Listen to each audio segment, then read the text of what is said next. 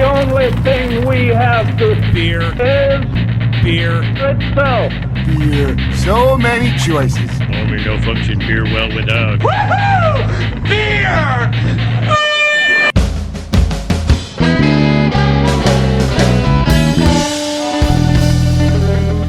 Hello, and welcome to another episode of Beer Busters, where we're going to bring you the news and reviews of some wonderful brews. My name is Dan Baker, joined as usual by my co-host and brewologist, Steph Hefner. and of course the demented and fermented Wayne Baker. Now today we have traveled to Kensington, which is a neighborhood in Philly, and that can only mean that we are here at Saint Benjamin Brewing, and I'm very excited to be back. I've been here a few times since we recorded. Last time we were here, the tasting room as a podcast, the tasting room that we're in now didn't exist. And we were here at the very, very beginning. Very beginning. And Episode 65. 65. Yes. Almost exactly twice. We were so close. But that means we're going to have a lot of people on the show tonight because the crew here has just grown and there's a lot of awesome people here. But starting... Wait, hold on. I think there's going to be more people on the show tonight than they had employees last time. Yeah, exactly. We had 3 people working here last time. Yeah, that sounds about right. Yep. That's hilarious. I think Andrew was really the only other person. Yeah. I think that's the case, yeah. How far we've all things come. have changed. Yes, exactly. But that means the 3 guys sitting at the table with us for now are the man himself behind everything here. Tim Patton. Tim, great to have you back on, man. And newcomers to the show, we have... My name's Andrew Foss. Andrew, thanks for coming up to the table. And Anthony Massantonio, the sales manager for the team. And Anthony, thank you for coming up to the table, man. Thank you. There's a lot of stuff in front of us tonight, so I know we should probably get the show on the road. Don't forget, you can connect with Beer Busters online in many different ways. You can go to beerbusterspodcast.com. You can see all of this stuff and all the happenings that we post on our Facebook. It's Beer Busters Podcast. And, of course, on the tweets and the Instagrams, we are at Beer Busters. Apparently, we have a MySpace and a Google+, but we don't really do much with those, so... We tried Snapchat, too. Yeah, that was me. That's and right. I didn't really stay up on it. That was Snapchat, the thing for like a minute. The app doesn't have a way to support multiple accounts, so I had to keep signing out of my own and into the show one, and it just got too clunky, and there were like 7 people following us, so it wasn't really worth it. But Instagram, to social media busters. Yes, Instagram is blowing up for us at least. So that is at Beer Busters on the tweets and the Instagrams. Remember, Facebook.com/BeerBustersPodcast and BeerBustersPodcast.com. But let's get the show on the road.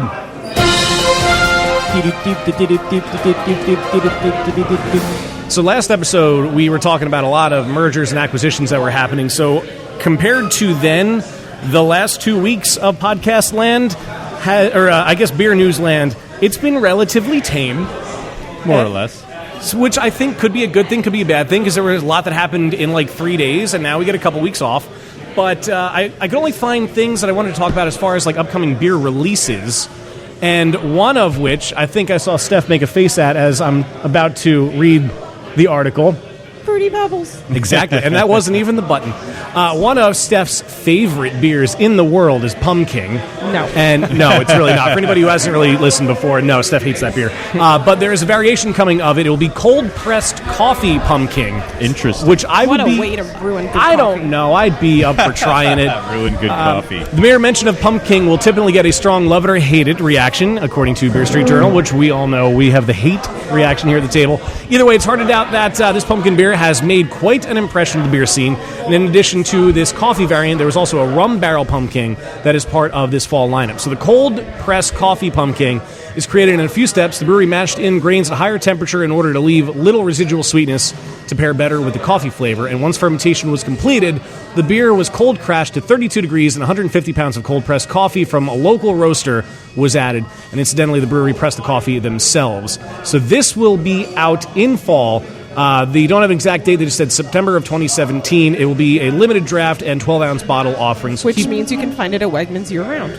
Yeah, it's probably there right now. It was probably there like 2 weeks ago. That's true. It's actually funny. As you were reading this, I was looking for the date on the article. Yeah. It is 6 days ago, so, I mean, it wasn't July that they... Right, said that's this true. was coming out at least, but there's also another release that Southern Tier has coming out that I want to try, the Cinnamon Roll, which is going to debut in November. Fat kids rejoice. Hey, I am rejoicing. you do a flight of the cinnamon roll, the creme brulee, Yeah, pumpkin, the, coffee man, pumpkin. that creme brulee is great. A but side of diabetes. It's liquid diabetes. I mean, much. it's really great as a 4-ounce flight pour. I don't. Yeah. No more. They only have it in large format bottles from what I've seen. So, you get a 22-ounce bottle of diabetes in a glass. I guess you have to get like 8 friends. Yeah, I couldn't finish the bottle that I bought, which was a shame because it was so good. But dessert-style beers have done quite well for, of course, the Lakewood, New York-based brewery. They had that is their thing. Chocolate, or chocolat, I guess. The beer that featured Belgian chocolate, the Thick Mint, which was echoing the Girl Scout cookie of a similar name. And, of course, the Big Daddy dessert beer, the Creme Brulee, as we already mentioned. But this mid-November, you can tack on the Cinnamon Bun-inspired beer to the lineup. In this brew, lightly toasted malts with subtly spiced hops blend into cinnamon. I love it when I spot typos after the first time I read this in the press release. Cinnamon flavors and creamy lactose sugar. Their coalescence is so uncannily close to fresh-baked cinnamon rolls that it was impossible to name this beer anything other than Cinnamon Roll Imperial Ale. It pairs perfectly with Eggs Benedict at brunch after dinner or next... What? Okay, and then there's a typo that makes it unreadable. Or for an unforgettable nightcap. Yeah, I'm looking at that too. I don't know what that's supposed to say. Or next to the re for an unforgettable nightcap. Good old internet. Sure. Southern Tier Cinnamon Roll will be available mid-November in 12 and 22-ounce bottles. So those of you who don't want to have the 22-ounce diabetes yourself. 12. I'll give you credit for that. And it will be available on draft. I like trying beers like this. Like these I'd rather candy. just have a cinnamon roll. That's true too. Like these And candy a bar Pilsner. beers and stuff though. But it's cool to have like a couple sips. But like beyond that, it's like way too much. Yeah, no, I'm with you there. There is one more that I thought was interesting. And another grown from Steph. Cool. Just when you thought you've tried almost every IPA out there, a Virginia craft brewery throws a good old... I don't think that. I know. There's like 800 new ones brewed every day. Yeah. They Especially throw from this brewery. a good old Southern-style curveball. Of course, it can be nobody else from Virginia but the Vale. They have teamed up with Evil Twin for the fried chicken, which is a fried chicken double IPA. And the article makes sure to mention... a minuscule amount of actual fried chicken. Is so that it's real? even more absurd. It's on the internet. It has to be. You read That's that true. verbatim? Yes, and the next line of this is not an April Fool's joke. So they knew people were going to question that. It's a real beer, and keep in mind that this is the same brewery behind the Oreo beer, Hornswoggler, which is incredible and amazing. Fried Chicken. It's an 8% ABV, double dry hopped, old country double IPA with Citra, Simcoe, and Enigma hops. Wow, they didn't miss a buzzword. Yeah, Of course. Yeah. The idea came to us after eating a, quote, significant amount of fried chicken at various establishments in our beautiful city of Richmond. And mushrooms. Vale explains that they added a very small amount of fried chicken into, quote, 1 or 2 of the mashes during the brewing process. And Evil Twin posted an Instagram video showing the brewers adding the fried chicken. Now, the beer was released in... it was July 27th, the end of July, so it's already been out for a few weeks as of this recording. It's gone. I've had our informant in Virginia check on it. Oh, yeah? The brewery is out of it, but he claims he may have another source. So on the next episode of really? Beer Busters, we may be trying Yeah, be but it's going to be a month and a half old by then. Yeah, well, it's a fried chicken IPA. Yeah. You think it's really going to be any worse then than it is when they first packaged it? I mean, really? The look that we just got. Either way, it's going to be a fun episode then, but I really hope we get to try this just for the novelty of it. So, Joe Man, I know you got your work cut out for you, but I believe in you, buddy. So those are all the releases that I saw that were pretty interesting or conversational, let's say. Yes. But yeah, pretty were slow. certainly interesting. Pretty slow couple of weeks in the craft beer world, thankfully, after the onslaught of mergers. Well, I guess Funky Buddha was probably the last big one. Yeah, That's true, yeah. Which was that after we were at Evergreen when we talked about them all? Okay. That was just about Yeah. a week ago. I lumped them all together at that point. We should just begin every episode by saying, and yet another craft brewery was purchased by AB and Bev. Moving on. No, this one was Corona. Oh, that's true, yeah. Yeah. Well, that, of course, brings us to where we are for the evening. We are, of course, back at Saint Benjamin Brewing. I've spent a few less than sober nights here, and every one of them was phenomenal. In fact, the last 2 years on my birthday, I have been in this building eating dinner and drinking beer, and I everything just blows me away. And I knew when we were here the first time that it was going to be an awesome environment. You guys had a great thing that was built up. But what's it like seeing that all from your perspective, Tim, from the beginning to where you're at now? I'm guessing it was a pretty tough journey, but I'm sure there's still more you have coming down the road, right?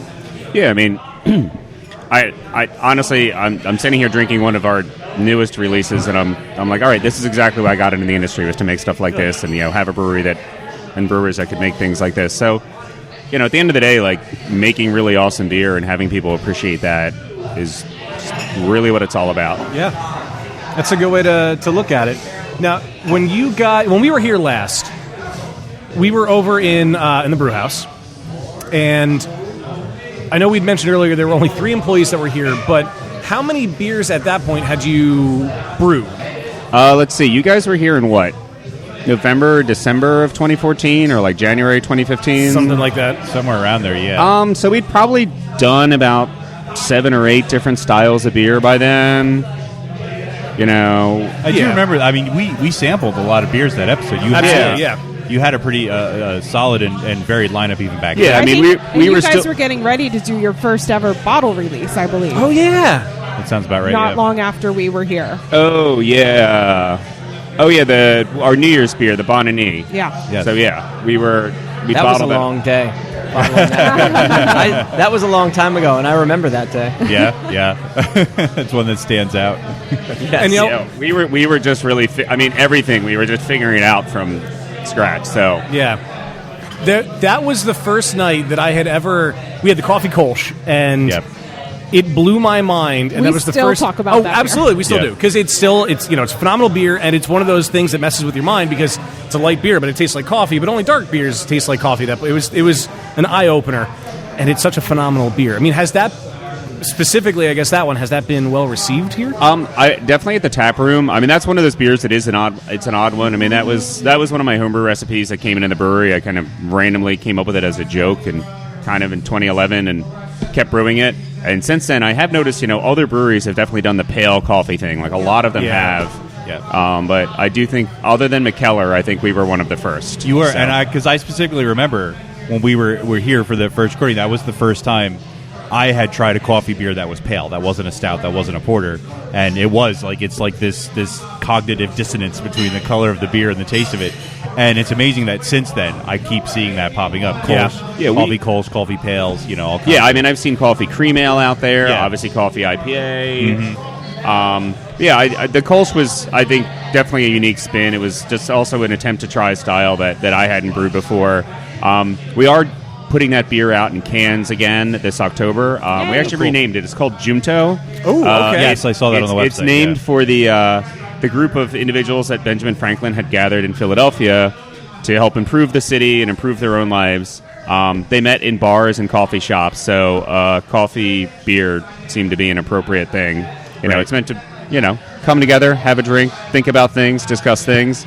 We do get the coffee roasted locally at Reanimator Coffee, and they actually do a special roast to make sure that the coffee doesn't overwhelm this really light beer. You do a stout and everyone's just throwing in like French roast or whatever, and it just is just a coffee bomb, and we didn't want that. We wanted the beer to shine through too. It definitely stands up to it. There's like some synergy there rather than just being a coffee bomb. Yeah, so. Yeah, definitely. Yeah, like we wanted, like when you finish sipping it, we want the last thing you taste is the Kolsch, not the coffee. Right. So you smell the coffee and you taste the coffee, but then you're like, oh wait, there is a beer under here. Mm-hmm. We're not just drinking like coffee Four Loko or whatever. So you mentioned Kolsch. I think one thing that Saint Benjamin meant to me, especially early on, was it's a craft brewery that's celebrating German styles and that is focusing on lagers. For a long time, the craft beer industry stayed away from that word lager because there was an association with big beer. And then you had breweries like Saint Benjamin and Jack's Abbey that are making the lager cool again. And now it seems unusual for a craft brewery to not be making a lager anymore. Do you, either of you, both of you, brewer, owner / brewer, do you guys want to talk about what at the beginning did you get some pushback making lagers in German styles? And I mean, I started just mostly out of wanting to experiment at home, like the Transcontinental, which is our California Common, aka steam beer. That was my first homebrew recipe that I really prepared to brew at the brewery, and that's a bit of a hybrid style. So I already was at home working with a lot of temperature control. And then, I brewed a Bock, bringing everything over to the brewery, and then us ending up at the German brew house, and then Andrew's completely taken over the brewing of the lagers, and I think he can speak a lot more eloquently to what we're doing with that than I can at this point. I mean, basically, I love ales, I love IPAs, I love English styles and everything, but at heart, I'm kind of a lager guy. And when we got this brew house in, we're looking at it, and I had never even seen a brew house with a mash kettle instead of a, mash tun. So we're looking at it, and we're like, all right, well, we're going to brew, I forget what we were brewing, I think it was Maybach. That was the first one that you decided to really utilize at brew house's all right, well, capacity. I have the books. I've never done this before, but let's decoct it. So we did that, and we were so happy with how it came out that then it was, well, let's try a Czech Pils. So we started doing that, and we've kept the Czech Pils on. We've changed what we did the first time significantly, but was there a reason for that change? Oh, there's always a reason, because you drink it and you say, man, this is really bitter. I don't know. You had a smirk say, that looked like there might be a story there. No, not really. Just sort of it was just kind of, I always say it's the third time you brew something is when you get it right. Oh, yeah. Okay. So whatever you didn't like the first time, you dial back too much, and then the third time, you're right in the middle where you want to be. Yeah. The Goldilocks phenomenon. Yeah. And to add to that, a lot of the success that we had the first time that we had it available and when it was in draft, that's what led to the distribution and feedback from consumers. Mm-hmm. And then therefore we made a push to put it into 12-ounce can this year. Right. And it's been phenomenal in 12-ounce can. So obviously Andrew nailed it. There was really great consumer feedback. And then that was okay, we need to make this available year-round in package. So people still, that is the beer that has been really making pushes for the brand, and consumers have loved it. The accounts and the buyers have loved it. People in the tap room. It's been our best, well-received beer, and it's been one of the hardest beers to brew. Right. So kudos to that. It definitely takes a little more work than the single infusion stuff. Right. The best thing about it is that it's super traditional. There's not really. It's probably hoppier than anything you're going to get overseas, but you can't get an imported beer that still has all of its vibe. So yeah. That's my favorite thing about it is that it's not doesn't taste like any beer that you're going to drink in Czech Republic, but it has the feel. And that's what I'm happy about when I drink it. It has the roots. The roots are there.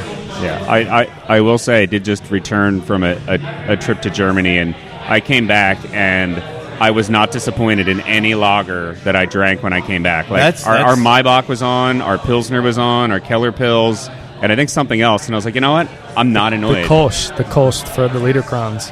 Yes, and our Kolsch that we brewed for the Reading Liederkrans. I was pretty thrilled. I was like, oh, wow. That's awesome, I was just scared. I was going to come home and I'd be like, sick Steph of all has this. said she's been to Germany many times, and when you come back, American craft beer is just it takes you an adjustment. I would always have to go to Victory. That was always my transition back to American craft beer. It's just not the same. But now there's so many. It's amazing. Yeah. So to come back from Germany and drink, your German style beers here and still, this holds up. That's I thought I was going to end up being mega critical, but instead I was I felt really happy. It's hey, we're actually doing this right. Awesome. Yeah. And I will say that, for those who are listening that are more technical with the brewing, I mean, I do think the decoction process is what adds that flavor that we have that isn't always there with an American craft lager, as well made as they are. Yeah, 100% agree. It's a big difference maker. The Americans don't believe in the process. They don't think it takes up. They think it just takes up waste time. But the Germans really believe in it for the flavor. And I'll just say, after a year and a couple of months, well, really, honestly, after I first tasted Andrew's Maybach, I was blown away. I was like, I haven't had a beer like this from a brewery before. This is awesome. How about mention, since we're on this topic, the smoked beer? That's right. You guys did a rock beer. We did. Yeah. We're going to do it again this year. So we just used the beach smoked malt from Weyermann. Unfortunately, I think if you go somewhere in Germany that's doing that kind of a beer in a darker style, we did sort of a box style. Mm-hmm. I think that they get smoked Munich malt, which is not really available. So we've been talking about reaching out to somebody locally who malts and seeing if we can get some darker smoked Beechwood malt. I loved it. I don't even know if I'd change anything about it, to be honest. Was it well Like, received? It was on point. Yeah. I mean, it was a really well-made beer, but then I'll be honest, if you pop open a Schlenkerla, we're like, it's a little more. We just want a little more. You're setting the bar pretty high. You're always That's looking what we for do that. here. Yeah. Always looking for that last Makes a little difference. bit. Yeah. You know, it keeps you up at night, and that's part of the fun. You know. Yeah, Definitely. No, we do tend to set the bar really high here with that kind of stuff. We're not like, oh, let's compare ourselves to the mid-level. It's like, no, what does the best in the world make? And like, let's how try can it. we But that's compare what to I that? like. So the Yeah. test will be when you come back from Bamberg, if you can still drink it. It was actually sort of funny. I was in Bamberg, and I did go to Weyermann, and at their tasting room after the tour, they did have their Rauschbach. And I was actually amazed at the similarities between theirs and ours. And I was like, all right, well, these guys know everything about making malting, and 99% of anything you could possibly know about making beer. I mean, these are international experts. So I was impressed that our beer was on par with what they were making. So I was like, I think we took that beer, yes, as far as we could take it with the malts we had. And I can see tweaking the malt being like where we want to go to that next level. We want it to be mind-blowing. Yeah. We want it to be a mind-blowing experience. The second part of the story that he's not telling you is that then he went to Schlenkerla and drank their beer and said, "Man, this is just way better than what we can do right now." Something to reach for. But I know we're they got capable like of it. 5-century head start on That's us. true. Yeah. That is very true. Look, they have had a lot more in the time. year 2525, if this brewery is still alive, our and it smoked will be. beer will be amazing. It'll be Well, a and, landmark. you know, that's the thing that was the most surprising to me is that places that were very focused on Belgian and German beers traditionally had the beer on tap, and people tried it and were like, "This is really legit. Like that's as close as you would get." Mm-hmm. And it's an American brewery, Yeah. so that to me was like, okay, we did it right. You know, Yeah, like, definitely. I just felt want to good. point out to anyone who can see, if you can look out that window, there's just the faintest rainbow. Oh, is it really? Oh, that's- yeah, I yeah. see it. I see that. I didn't There are want a lot anyone to of people miss that. taking Is that a good pictures. omen for this podcast? It is. It must I- be. Is this our Honestly, first rainbow? These podcasts are always a good I don't omen know. for When these we were podcasts. recording at Evergreen, it looked like the apocalypse. Oh, That's God, true. that looks This like is this is clouds the second outside. time we've been recording during a storm in a row. Yeah, I was really worried I was going to get back here and everyone's going to be like, well, the power went out. So Oh, We're doing everything on an iPhone. Knock on wood. We're gonna put an that's never iPhone in the happened. middle of the table and just talk around it. Back to episode 15. We did that a long time ago. Yep. But yeah, so we're talking a lot about German style beers, and I kind of feel like, and I'd be interested for all your guys' input on this. I do feel like German style beers, at least in our area, are starting to make a comeback in American craft breweries. Like everything was obviously all about IPAs forever, and still is. But more and more people are talking passionately about Pilsners and Kolsch's and Bocks and even Rauch beers, which is sort of I a like little to more think I had a teeny bit to intimidating. do with that, just a little. Well, I mean, we Just a little. we have, particularly Steph and Dan and I, through her influence, have been sort of really excited about those styles for a long time. And you know, we started the podcast. You didn't find lagers. You didn't find those style of beers at craft breweries a lot. And Well, luckily we have stouts right down the road. that's true. So I mean, do you think that's something in the industry as a whole? Do you think that's concentrated in this area, given Pennsylvania's history, or? I think Pennsylvania's history lends us. I mean, I do think all over the country, you know, in like the 80s and 90s, a lot of startup craft breweries were making a lot of lager, but I don't think they were making a lot of great lager, with the exception of certain areas of the country that had a German history. You know, the Mid-Atlantic, the Upper Midwest, like the Great Lakes region. I mean, again, a lot of German population, still some breweries and brew pubs that are still regarded after 20, 30 years. But yeah, I mean, we definitely had some, I think, local champions of lager around here. I mean, Sly for sure. Fox, Victory, Stouts. I don't think as many people would Trogs even. I'm sorry, I can't even believe I forgot Trogs. So yeah, I mean, of our like 10 biggest breweries in the region, 4 of them are lager breweries. Yeah. I think when I was younger, I was always the ale guy, always the IPA guy, and I had a turning point with Victory Prima Pils, where I had gotten some bottles from somebody for free, and I was just doing work around the house and popped one open, and I like remember looking at it and saying, "This is Pils," because in my mind, Pils was always, you know, American fizz. And, that was a big eye opener for me. I feel like we're going to have more stories like that. You know, you always hear people, my first craft beer, it was this IPA, you know, or this, you And even for me, like Harpoon IPA, that like marriage Hop of Devil. spicy hops and, Wow. and solid malt. And Mine was Sly Fox Double. Wow, nice. I got really into the doubles and the triples. Golden That was- Monkey. Golden Oh, Monkey. yeah. That was Yeah. a great one. Yeah. I don't know, but I feel like more and more like a people are party in going a to bottle. start with a lager. experiencing the Start with- lager yeah. again and being like, oh, this is what a German lager Well, you know really what tastes though? like. Like first craft beer compared to like your first beer when you're in college is different. Oh yeah. Oh, yeah. And Yeah, I think absolutely. it's a nostalgia thing. I think that industry wise, we're a little bit ahead of what consumers are feeling. So like we're reverting back to our roots of beer when you're 16, 17, 18 years old and you're first dabbling Oh, in 21, of course. Right? Oh, totally. your Yingling lagers Yeah. and your macro beers and stuff like that. And now you're like, wait, there's a full flavor, like craft version of this that we can have. I'm like, that's what's happening. Yeah. And that's pretty cool. Well, when I first started drinking beer, I thought beer only existed to get drunk. I didn't know there could be flavor to it. It was Miller, Coors, it was Bud Light, all that when I was in college.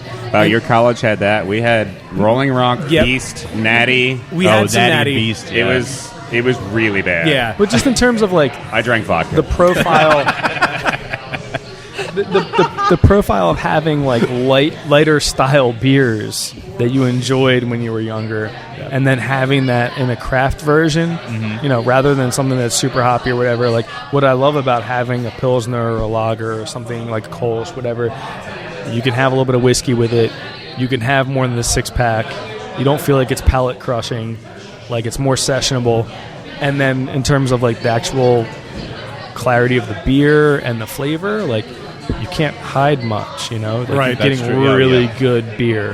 And that's kind of what the brew team has been priding themselves doing here, and is what I love about it. Yeah. Is that like you're getting like tried and true really good beer, and there's nothing to hide. Yeah, and that, we touched on that last episode. We talked about that when Steph said, "Judge a brewery by its pilsner."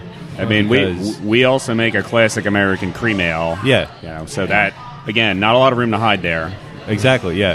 And Though I will admit, the Pilsner definitely, the brewing process and the flavors are obviously much more complex than a cream ale. So Yeah, but you're like, there's nothing to hide in those.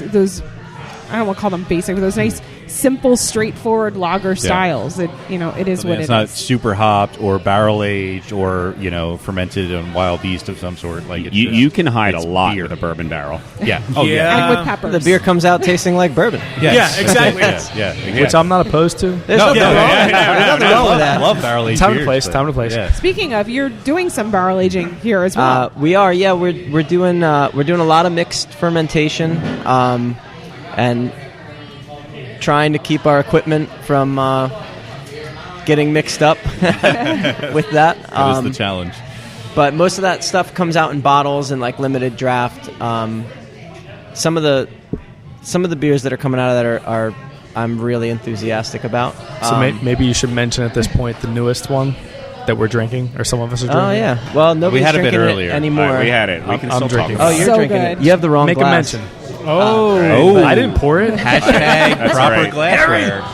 my Oktoberfest is in the wrong Go with glass. the tap room. But so we just actually kegged this beer, I think on Monday or Tuesday.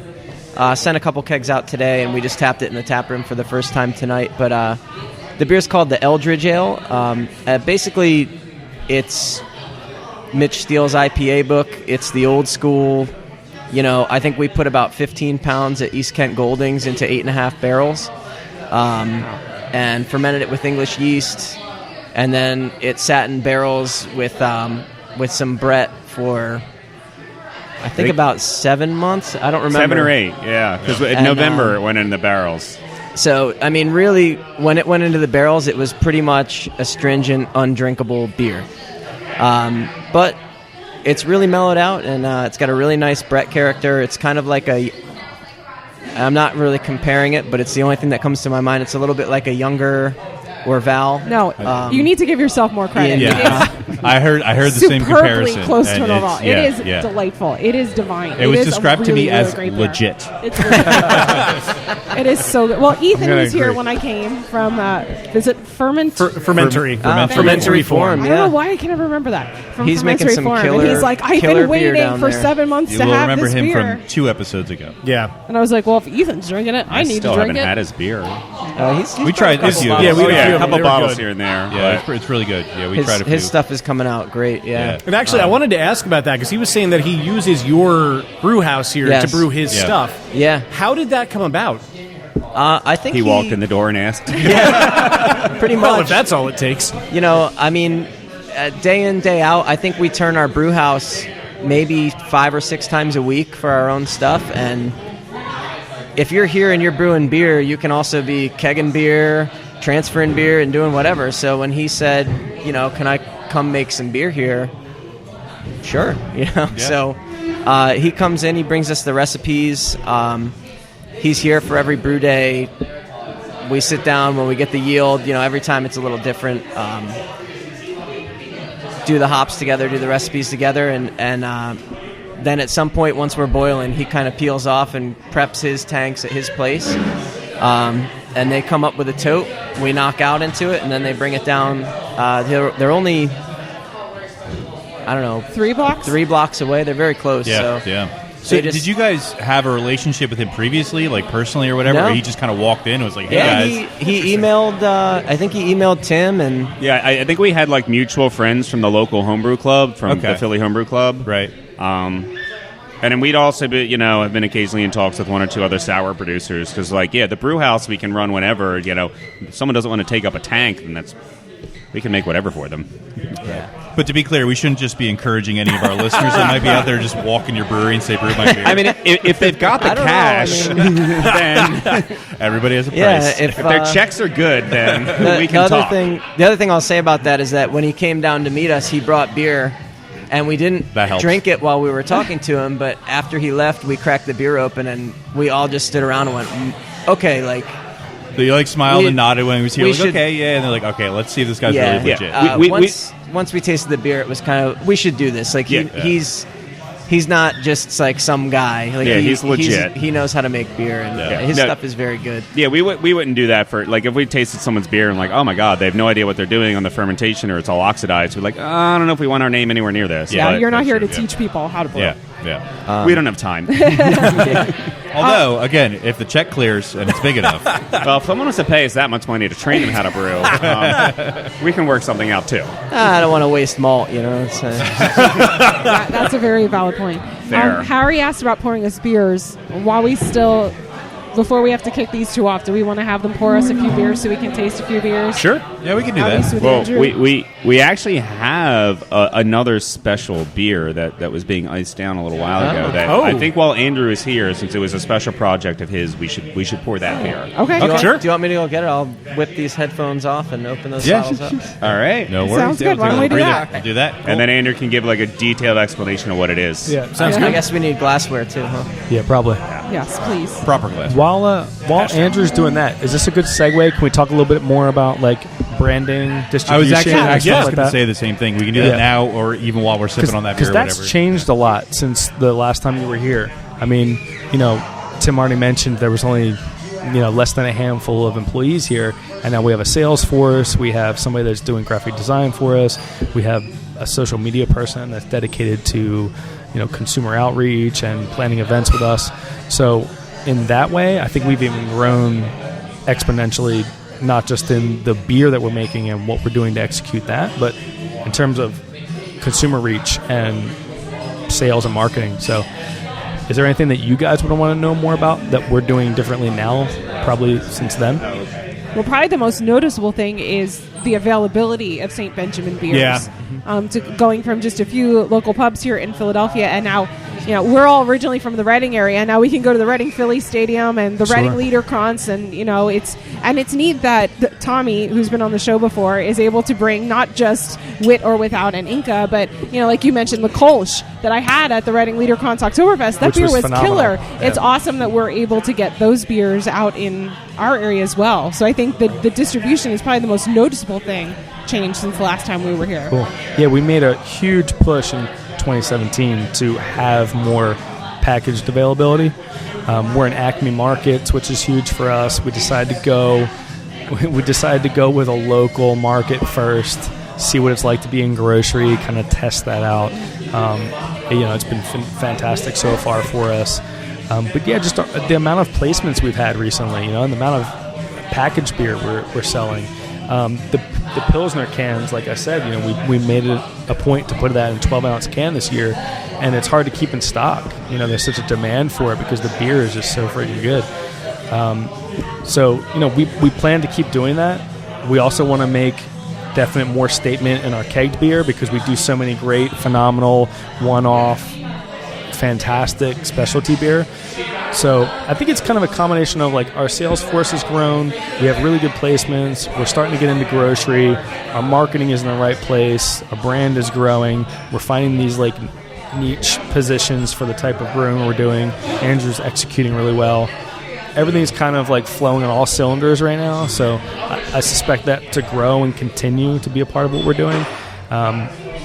But yeah, it's wildly different from a year ago. I was the only salesperson last year. Right. You know what I mean? And packaged beer was way less than. Well, and now. I think in a market like Philadelphia, distributing and packaging beer, it's not easy. There's plenty of breweries that you can serve only in the tap room that are cool to go to, cool to hang out and try their beers, but to actually get on shelves, in bottle shops, get on taps at bars, and to get into places like Acme. Yeah, that's not easy. It's to attention do. and exposure and things that the brand needs to stay competitive in a market that's entirely saturated by other beer, whether it be other local or national brands. Yeah, and people kind of do ask, like, you have so many salespeople and you have so much going on, like, why? I'm like, because we really can't afford not to. We're at this weird transition in the market where there's a lot of beer available, and for us to be that available to our, beer buyers and our accounts and the consumers gives us a little bit of a competitive edge. So I pride that Tim has been really on board with growing, even though it's a slow process and there's patience required, knowing that we're in it for the long game, and we know that we need to have that support and that infrastructure to stay relevant.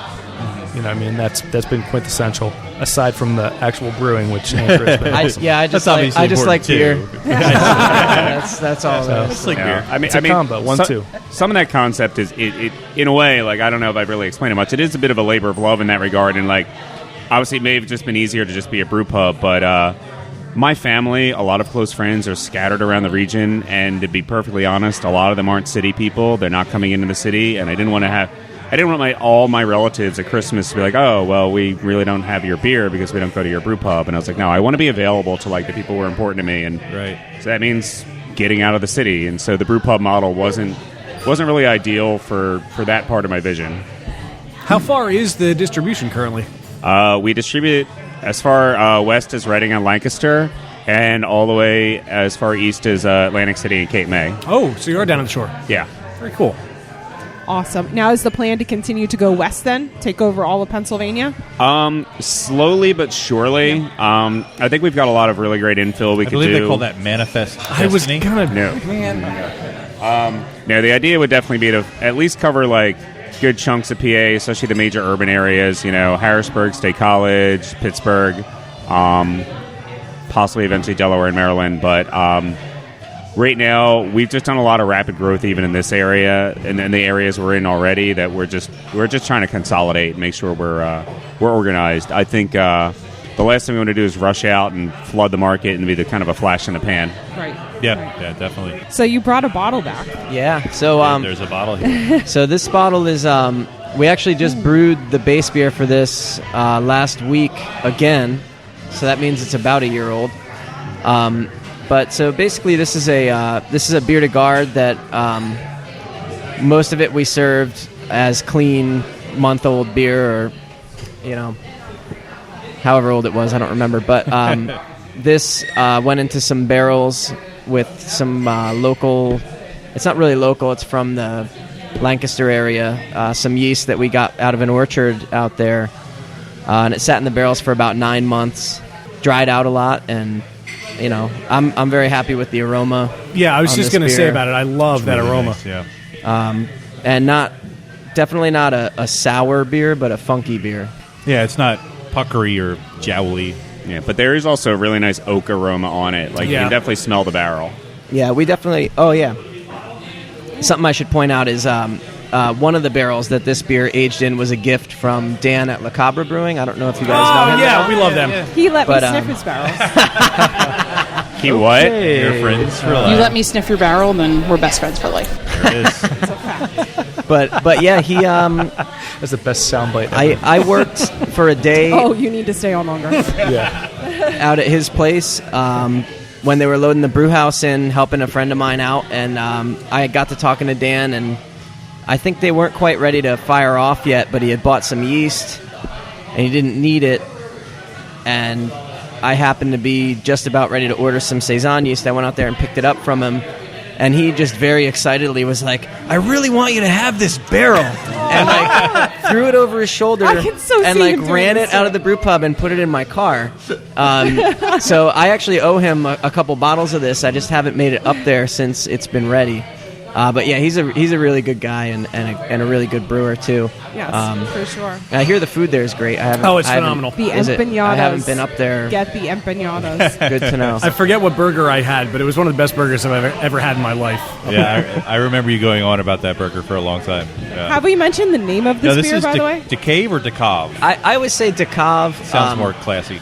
I guess, yeah. It's the name. He does that so often with the beer names. The name sort of comes from, so the base beer for this is a bière de garde that we made, and it's called Carrière. And so that sort of means like, I guess Parisians used to call the catacombs the Carrières, Okay. but probably pronounced a little differently than that. Or correctly. I told Andrew no more French names, and he didn't listen to me. So this, since it was cellared longer, we called it Decave, which basically means like from the cellar, of the cellar. That way it sort of pays tribute to the base beer, even though it's a completely different thing. Yeah, Really, we probably have really the nice. highest ratio of German brews to French names of any brewery I know. It's just, you know, It's a good niche. I email you a long list of names, and this is what happens. You know? I want to speak to the fact that, first of all, our graphics guy that did the label, It's really cool. yeah, like I love what we're doing with the label for this, and I think we're going to try and kind of use this as like our Brewmaster's Reserve kind of situation. Oh, it's perfect. Yeah, for this that, is yeah. a short run label, so we have a little stamp kit that we can sort of It's- change the name on it. So freaking cool. I mean, it looks legit. And the whole Ben Franklin connection with like the printing press, the way like the Oh, that's the name true. is- Oh, I I wouldn't didn't have think of thought of that. that. Yeah. cool. The tie-in's great.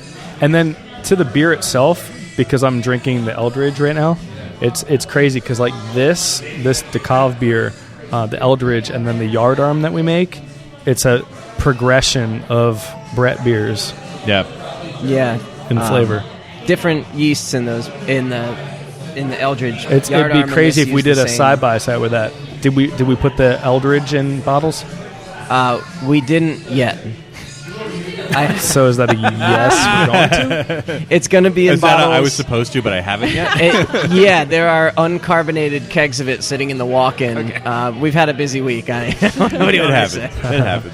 Because I could see this being really cool with a Yard Arm, a Decave, and an Eldridge. Yeah, there's like a little, Yeah.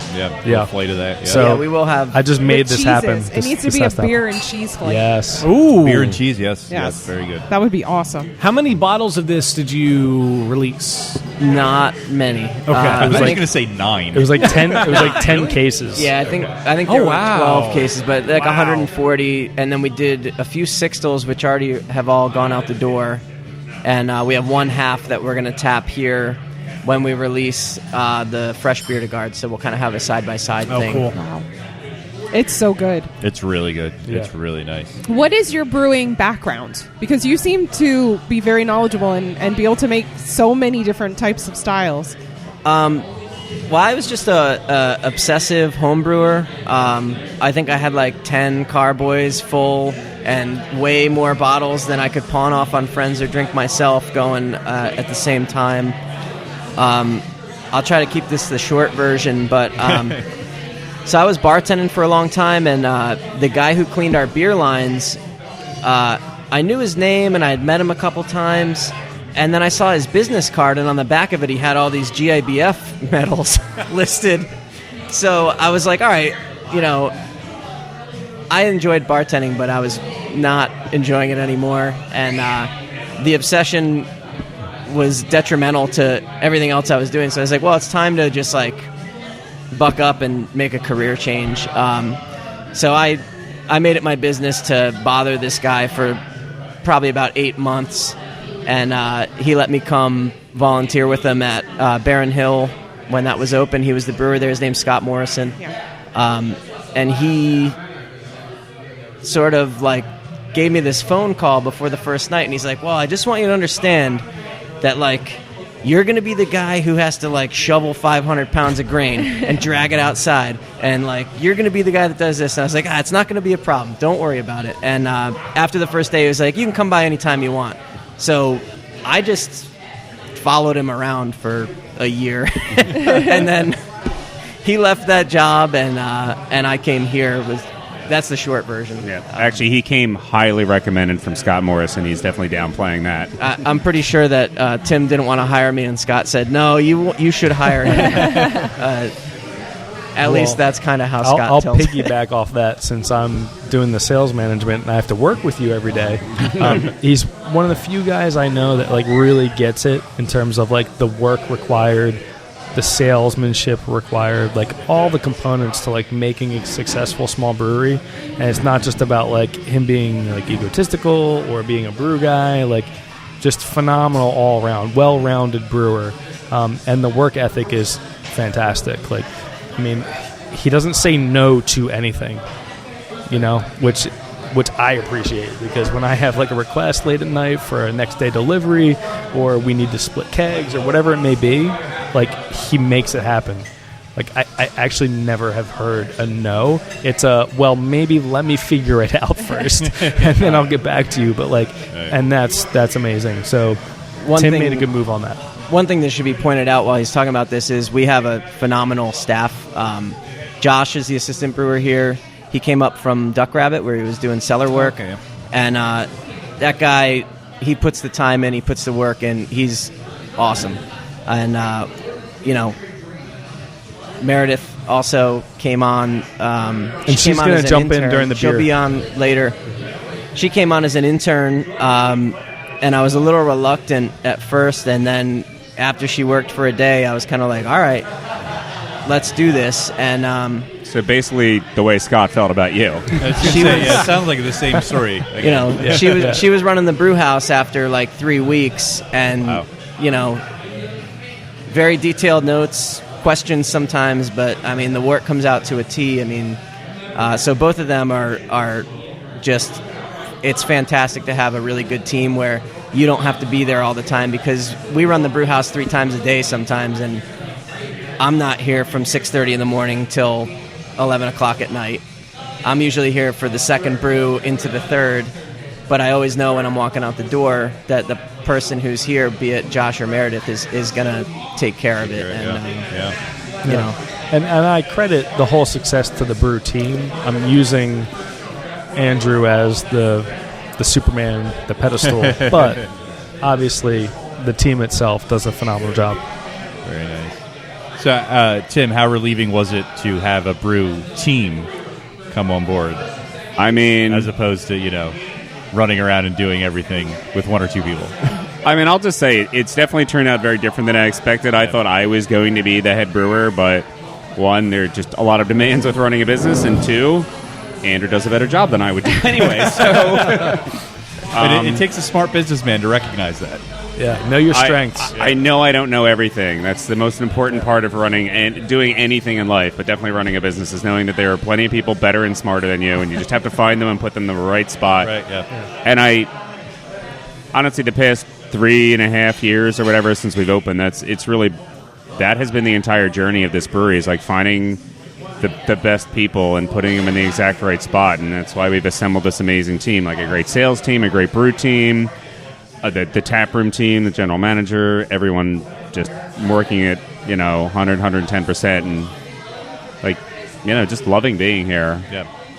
Now, Andrew, I know we can't hang on to you too much longer, but before you go, I'm a little curious because you guys have, 13 beers on tap right now? It's a lot of beers on tap. What are some of the seasonal beers that are coming up, or some of the things you're excited about that will be coming up here at the tap room? Well, I was really excited for the Eldridge Ale, but that's out now, so I can still be come excited and get it, for people. it. It's amazing. But it's not. It's so good. It's not being anticipated anymore because it's here. I always have a lot of little projects going on. We just tapped the beer tonight, which it's not even really ready. We just pulled it out of fermenter and put it on tap. But we called it. We never really settled on a name. It's either called Siegfried's Lager or it's called FML. I think both names are on the list. That's how we listed it. I told the sales team this morning that it was really up to them to pick which one they preferred. They put both. I'm still on the fence. Yeah. Nobody had a strong opinion either way. Everyone just kind of chuckled. But basically, what we did for that beer was I brewed a saison and fermented a pilsner. Wow. I like that story. Andrew, I'd actually say, if any audience is going to get your story, this one will. Okay. Well, so when I first started working here, Gordon Grubb from Notting Head, he now works at Conshohocken Brewing Company. He was sort of consulting role, making wort and just helping out while Notting Head was closed before he went to Conshohocken. And he's a really interesting guy and a great brewer.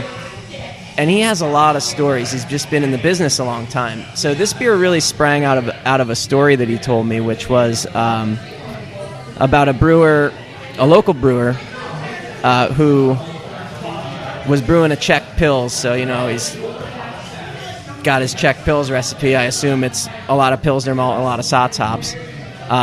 And he's knocking the beer out, and he goes to pitch the yeast, and he comes in the next day and tastes the beer and says, "This isn't lager yeast." So apparently the beer got pitched with saison yeast, and the beer came out great, and he called it Satz Happens. I don't know how long ago this happened, and I don't know the brewer, so I don't want to mention who it is. So you can just Google the name of the beer and yeah, figure out who it was. But in any case, then Andrew thought it'd be cool to do the reverse of that. Yeah, apparently. Yeah. You just flip it around. Yeah. And so that's why we called it FML. It's kind of a shout out to that beer. Yeah. I love happy accident beers. Yeah. They're like the best thing. This happens. brewery has a lot of them. I mean, the Inca that we still have on tap was a happy accident back when I was the brewer, where we overhop. The cream ale we have on tap here, the Bicentennial, was actually supposed to be a regular product we made, and then I brewed a batch, and it was the first time we'd brewed with corn. We do our cream ales traditionally, so that means corn. The efficiency was really high, so instead of a 4.2% beer, we got a 5.5% beer. And then we changed how we were hopping in the kettle, and we got crazy hop utilization, so the beer was really bitter. And I'm like, well, this is not a cream ale anymore. I don't want to dump it down the drain. Yeah, so I was like, screw it. Let's just find out what hops we have in the walk-in and dry hop it. We happen to have Simcoe, and so we dry hopped it, and now we have Inca. Yep. And then when the tap room opened, we did revisit that recipe, the original recipe, because our general manager wanted us to have a citywide special. Oh, okay. So I think we're probably one of the very few brew pubs anywhere that has a citywide. which is my favorite thing to drink here, by the way. Yeah. I think Harry just sees me coming, and I already get a boot shot of Kinsey Rye. Yeah. I was going to ask what whiskey Kinsey 7-year whiskey, which is packaged a few blocks away from here. Yeah. So it's an entirely Kensington citywide. Nice. And it's fantastic. I love it. Actually, I'm going to go in a minute, and then Meredith's going to come, and I'm going to have a citywide. So I was going to ask if you've had yours yet. I haven't yet. I've been holding off. But so Meredith's going to join for the beer tasting component. You guys can talk all like the nerdy, super awesome stuff. And I'll go. And you're going to have a Giving us a lot. Yeah. He's going to shoot whiskey and shoot whiskey, exactly. But thank you. Thank you so much for being on. having me on. Definitely appreciate it. Yeah. Any other further questions you have? Please. Thank you for all the hard work you've done making Saint Benjamin grow and be Appreciate great. it. Are there any events or anything you want to plug before you walk away? We have Anything a ton of events coming up. We were just talking about that this morning. We're doing a celebration of 100 years of the Parkway. Okay. So the Benjamin The Franklin Benjamin Franklin Parkway. Right. Yeah, Benjamin Franklin Parkway is celebrating 100 years, and we are making a beer for them for 18 months. So you're going to see various different, events that are going to be surrounding what's going on with that, with the Parkway Association. And then aside from that, anyone is welcome to buy that beer. It's going to be available in keg, on draft, both in our, backyard in the city, and we're going to be distributing that beer in the suburbs. It's going to be awesome. It's a pale ale. Andrew obviously could tell you more details to that. We haven't had any of it yet. But I've had it plenty of times. I've been drinking off the Zwickel all week. I think it'll be really good. We did a pale ale for Parks on Tap all summer long, which we are still doing. They have a few weeks left, so we have plenty of events with Parks on Tap. They're going to be at Penn Treaty this weekend and the following week. So 2 weeks at Penn Treaty, which is right down the street in Fishtown, on the water. And aside from that, just a bunch of little Oktoberfest type things. We got some stuff going on in Jersey. Tim wants to add to that. Well, we also are, for the second year in a row, brewing a beer for the Philadelphia Fringe Festival. It's called Fringe Benefits. Last year we did a heathered pale ale. We wanted to kind of tie in with the Edinburgh Fringe, which is where it all started. This year we decided to work with ingredients we're a little more comfortable with. We had never worked with heather before. So we just wanted it to be hoppy. Yeah, so we went with a hoppier beer. It's an oated pale ale. Right, oat pale ale. I don't know. Yeah, I mean, there's oat malt in there. Yeah, oat Zaka, I think you called it. The working name was Oat Zaka, but now it's Fringe Benefits. It's just we already had the labels made. Yeah, last year was Fringe Benefits, same name, different beer. Right. Yeah, should be awesome. And this year is, funny enough, the 21st anniversary of the Fringe Festival. So the Fringe Festival can drink this year. Yeah, but so we'll have that beer at Fringe venues and other closely related venues. Yeah. Any other distributing event questions? Anthony at stbenjaminbrewing.com. There you go, and follow on Facebook. I mean, everything's pretty much updated. Facebook, follow. My Instagram is beerswme. Okay. If anyone wants to hit me up, has questions, wants to do collabs, events, cool. hang out. Anthony's just trying to find somebody to pound some beers with. Yeah, that's true. Yeah, I could always use more friends. Do you like whiskey out of a boot? Excellent. I'm in. If you answered yes, I know the place. Then contact. Awesome. So I'm going to send Meredith over. You guys enjoy yourselves. Thank you kindly. Yeah, thank you. Thank you so much. Quite a pleasure. Beer me! Beer me! Beer me! Beer me! Okay, so we still have Tim, but we lost Andrew and Anthony. But that means we have two people joining us at the table right now. So if you guys wouldn't mind introducing yourself, we have... I'm Josh. I'm the assistant brewer here. Josh and... Hi, I'm Meredith. I'm the brewer, the other brewer. I don't know. I'm the other brewer. Well, I like that title. Thank you for coming up to the table and spending some time with us, especially as we're going to drink some of the beers that are here. I mean, we've already had the DeKalb. I already had an Inca so far, and I'm very excited for what we have in store. What are we starting with this round? The Czech Pils. The Czech Pils. The Pilsner Prosim, if I'm saying that correctly. The Prosim's actually my favorite of all the beers we make here. It's my go-to when I wait. It edged out the Bicentennial. Bicentennial would be a close second, but Fair. it's definitely the Prosim. Yeah. This is a fantastic Pilsner. I love it so much. Let's just drink Pilsners the rest of the night. We should do an all Pilsner episode. That would be amazing. Pilsner podcast. We have 2 Pilsners on tap right now because we have a Keller Pils. We hopped. Do you remember what hop? Azaka. I can't remember what. Okay, yeah. So we hopped the Pilsner differently. Did you guys dry hop it? Yes. Okay, yeah. So we dry hopped the Pilsner for the Brooklyn Beer Mansion that took place about a week ago, last weekend. So it was a special brew just for them, but obviously we had a limited supply available. And so yeah, it was an unfiltered Pils, so we chose to do the Keller tradition and not even fine it. We are a bit of a hybrid. Again, for beer geeks, we're kind of a hybrid English-German brewery because we'll do decoction up front with French names. With French names, yes.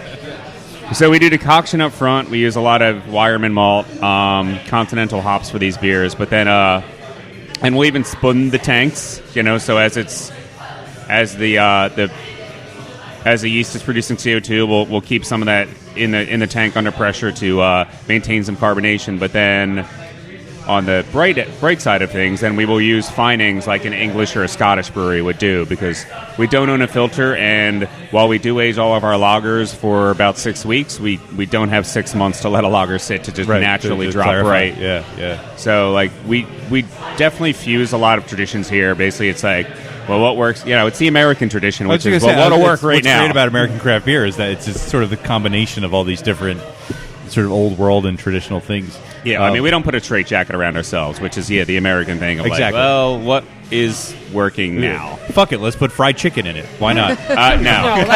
No. Please, no. The only thing I want fried chicken in is in a little basket in front of me at the bar. Next to the beer, but not right. in it. Not in it. Maybe with some coleslaw or french fries or pickles. So we're talking about the Keller, but it's a beer. Let's talk about this Czech Pils for one more moment before we pet. Oh, yeah. I want to do like this is a very The traditional Keller beer. has right. This is now in cans, correct? This is, Pilsner Prozim is in cans. Yep, and it's available year-round in cans. Yay! That is very exciting. Good Yeah, Pilsen weird. in a can is awesome. It went very quickly from like a test batch to a good seasonal to a flagship. And I mean, honestly, everything about the beer speaks to exactly why that occurred. And it fits. It just works. It just works for the Saint Benjamin portfolio, I think. Perfectly. Yeah, it was definitely a direction I didn't expect the brewery to go in. I was like, well, eventually we'll do a Pils. I didn't think a Pils would become our main thing, but I was not as passionate about Pilsner as the other brewers. I mean, I like Pils, but don't get me wrong. Like, they were everyone was gung-ho about it. And Did you feel the daggers coming from my eyes? Is that what you said? I like that. No. Trust me. I do really like Pils, and I've grown to like it more. For me and my personal brewing styles, like, I tended to go towards a little more amber and maltier when I brewed. So something like this was not in my wheelhouse, but I'm glad it's in the brewery wheelhouse. It's delicious. I love it. Did we talk about the award that it got? Oh. No, I That's think you can kind of a speak big more deal. That's a big deal. Nice. It is the It's number kind of a one BFD. number one lager in Philadelphia, named by the Brewvitational, Nice. Craig LeBon's beer. I'd say festival, but he does like a judging, so it's always a different beer style. This year was lager, and we were named number one. That's pretty awesome. Yeah, congratulations. Yeah. I feel we'd be remiss if we didn't also note that we won Best New Beer for Franklin's Abbey Belgian Double. Yay! Abbey Double, I mean. All right. Which I was really, really thrilled with. That was a style I'd been brewing a lot at home. Andrew and the rest of the brewers like cleaned up my beer a lot and made it it made it award winning. Really good double is what got me into craft beer. We didn't even brew a double or a triple until the brewery was a year and a half old, because I didn't want to do a disservice to the styles that meant a lot to me. Right, yeah. So, like, double and triple are very important to me personally. Yes. And really good, I feel there's great examples all over the country and all over the world. And I feel that there's like American triple, just like there's American Saison, and then there's like Belgian Saison and triple, where there's a certain complexity and interesting note. And I love that, just like with the lagers, we're getting that old world flavor in that you don't always get out of an American craft brewery. Right, yeah. I mean, don't get me wrong. Like, I will drink American triples and American Saisons and doubles all the time. Like, but There's the old that world ones, there's just something about them. So now we have the Yellowhammer in front of us. The Keller Pils. Pils, which dropped bright. Yeah, even though So- there's no findings in it, still nice and clear. Yeah, the thing about our brewery is we can't make cloudy beer. We're Even if so you good wanted at to. making good, bright beer that even when we try, it turns out looking like it was like filtered a little bit. Even our the irony. We're not part of the haze craze. Yes, thank God. So Can't decide which one I like better. I Yeah, know. I was no, just gonna you say. can't. You can't. They're two Yeah. very different They beers. are. That's true. That's true. But they're both it's interesting delightful. having them side by side, because you get to see the different perspective from both of them. I actually haven't had them side by side until now. Ah. And I mean, yeah, they're both such different beers. I would say based on like mood, outside temperature, and what was going on around me, I would pick one or the other, but I would do never both, like- turn down either. They both scratch a different itch. Definitely. Yeah, I can definitely see the color pills if I was like exhausted, like if I just gone for a run, been outside for a while in the heat, like just this has got a little more bite to it, and I think that bitterness would cut through being like kind of tired and exhausted. Whereas if I'm just like sitting on the sofa and I want to watch the next episode of Westworld or Twin Peaks or something, or Game of Thrones, then I probably will be sitting down with Pilsner Prosen. Nice. What are the ABVs on these? Low. I was going to say, very low. Prosen's about 4.4. The Yellowhammer's 5? 5, yeah. According to the Yeah. list. Okay. Very easy drinking beers. Oh, yeah.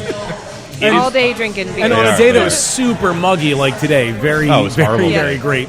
Yeah. It is, I mean, so there are some breweries that really, I mean, they do an amazing job making strong beers, and it's just like you'll go in and everything's strong, or things, either everything, and things will be really boozy, or maybe they won't even taste boozy, and they'll be like a submarine beer that sneaks up on you. But for us, 90% of what we make is very sessionable. So if we make a strong beer, we do make it pretty obvious to the customer, by the way, this one's a monster. Yeah. Well, what's the strongest beer that you have on now? Well, we Steph don't and I have. are both leaning into the I was tablet. gonna say, I don't have the list in front of me. It would either be the You double could get a or bottle the of the dark triple, today. and that's 9.3%. Okay. There you go. I think the strongest beer we ever made was the barley wine. Which there is a double IPA on here. Yeah, there is. There is. Oh, yeah, that one. Yeah, we made a barley wine that was over 10%, or what we called a white barley wine. We had that, didn't we? I remember talking about it. I think we had it out. You guys had it out of the tank the one day in our first. Unfortunately, we only brewed it once. Well, we brewed it twice. The second batch was a fail, so we didn't release it. I respect that. Yeah. Thank you for knowing enough when to. Didn't work. It does really suck when you send 30 hectoliters of Junto down the drain because nobody's happy with it. But It's like Dogfish dumping 120 that year. Yeah. yes, You gotta be willing to do it. I mean, you just have to be able to say this is shit. There it goes. our reputation's worth more than that bat. As much as Andrew doesn't like to waste malt, our reputation's worth more than the malt. Well, especially, too, imagine if you had somebody come in, never heard of Saint Benjamin before, and that was the first beer they had. Yeah, you can't serve them that. No, that's literally like the nightmare scenario. That's what you never want to have happen. So another beer is being passed around. What do we have here? This is River City. Yes, it is. So River City is our Oktoberfest. So this was an evolving brew. This was originally brewed for the River City Festival, which is an annual festival that's going on for, I think this is the 8th or 9th year. It's been going on in Fishtown at Penn Treaty Park. 2 years ago, we decided to brew a beer for it. At the time, it was sort of an Americanized Oktoberfest. Like we were using Cascade hops in it and using an American hybrid lager yeast. But then we decided, since we were doing such an amazing job with lagers, to just drop that whole concept and just make a traditional Oktoberfest. And as far as the brewing of it goes, I will defer to my colleagues. It's a double decoction mash, very traditional for the style, and a lot of Munich malt, and basically just bittering hops. Actually, not basically, just bittering hops, no flavor additions. All the flavor comes from the malt, really. Yeah. And the decoction, of that course. flavor is delicious. Now, I think we'd be remiss to mention, Meredith, Saint Benjamin is not your only footprint in the craft beer scene here in Philadelphia. You have several hats that you wear in the area. Yeah. Do you want to talk about some of those things? Sure. Yeah, I'm a brewer at St. Benjamin's, which I love, and I love these guys. But I own my own business called Homebrewed Events. We do beer education and brewing classes all over Philadelphia, but we do a lot of bigger events as well. We have some signature events that we're really working out, but we did the Buzz, which was a coffee, beer, and spirits festival. That was in April, and then we had just had Seed, which is our second year for a vegan food and beer festival. That was at Sugar House, Which was awesome, by the way. Yes. Yeah. I didn't get to go this year because I was in Florida this past weekend. I love being in Florida, but I was at the event last year. I hate being in Florida. And as a vegetarian, I hate Florida. It's the so, worst I know state. it was so hot and muggy and awful, but it's such a fun event. The food was amazing, the cocktails, the beers, the event space. So I'm really excited to see that it happened again, and I hope that it continues to happen as well. Such a fun event for vegetarians alike and not. I think you guys would even enjoy it. Even though there's no meat. The reason it started was that in the world of beer, which I've been a part of for a long time, there's so many festivals that cater to bacon and beer and sausage and beer and damn right. All these barbecue and whatever. So we wanted to do something that was different and for everybody. Vegetarians, vegans, meat eaters, everybody enjoy this festival. Just don't think about what you're eating. Just eat it, enjoy it. See what is out there. Try something new. And I'm really lucky that before I even started working at St. Benjamin's, they were part of it. They're into it. For food and for beer. So it's really cool. So St. Benjamin's has a great menu, and they feature a lot of vegetarian and vegan options. So what can I say? That makes me so happy. Yeah, and last time I was here, I was with somebody who was a vegetarian. She had the vegan meatball sandwich. She lost her mind at how good it was. That's what I had. I get that every week. Yeah. Is that the vegan meatball sandwich that I ate the other half of yes, later? that is the one. That was really good. I mean, I will say, I was at the Seed Festival, and as a pretty firm omnivore, I mean, nothing that I could have eaten that food with the occasional burger or steak thrown in over the course of my life. I could just switch. I could switch to that food. It was so good. Wow, I was blown away. It always amazes me when you can find something. I'm a pretty steep omnivore as well.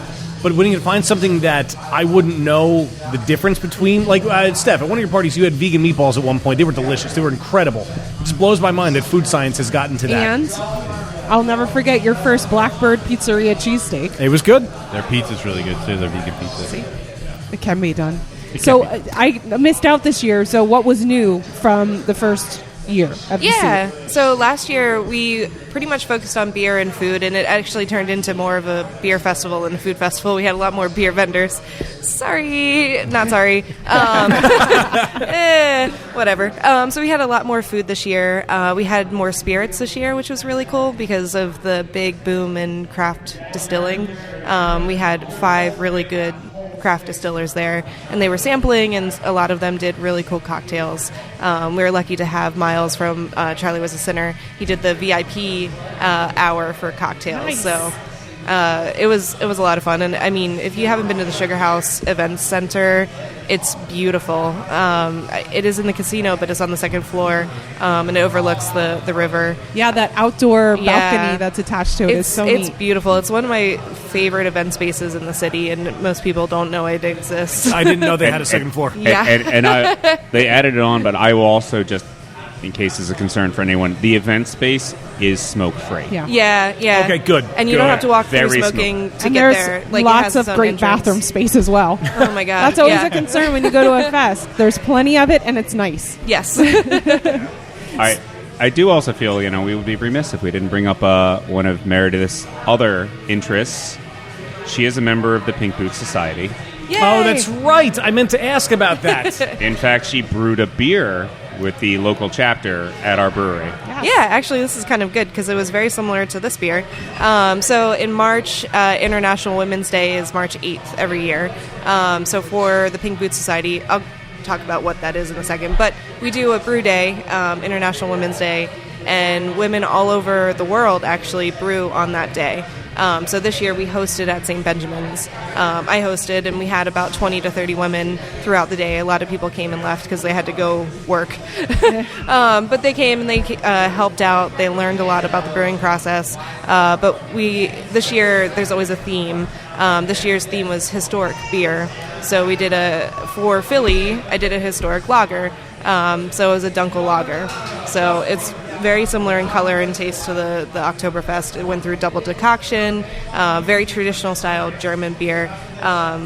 It was so good. I loved that beer so much. But it was available through March. But we did a nice release party, and we had a lot of on tap, for women business owners. A lot of people brought it in. So that beer, I loved it.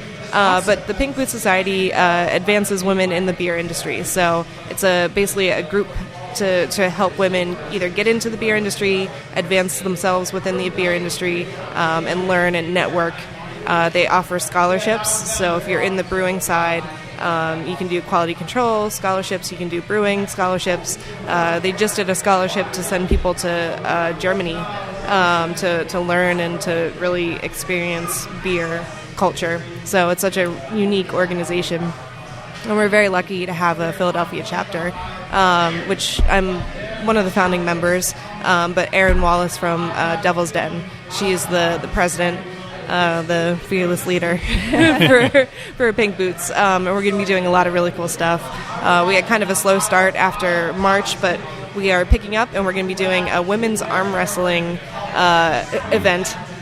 Think WWE, but arm wrestling. We're gonna have silly names and all sorts of fun stuff. Music and costumes and everything, costumes. and lights. So that's gonna be coming out in October. We'll have more dates very soon. Awesome. Are you two gonna arm wrestle?